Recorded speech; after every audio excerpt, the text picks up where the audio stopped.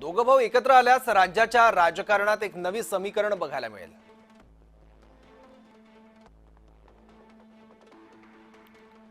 मराठी अस्मिता आणि प्रादेशिक विकासाचा मुद्दा पुन्हा चर्चेत येईल। मुंबईतील मराठी मतांचं एकत्रीकरण होईल। उद्धवराज युती भाजपला थेट आव्हान देऊ शकते किंवा आव्हान ठरू शकते। विशेषतः बीएमसी निवडणुकीत उद्धवराज यांचा प्रभाव दिसू शकतो।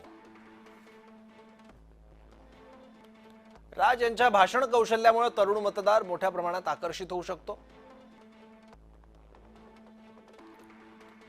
उद्धव यांच्या संघटन कौशल्यामुळे या मतांना योग्य दिशा मिळू शकते।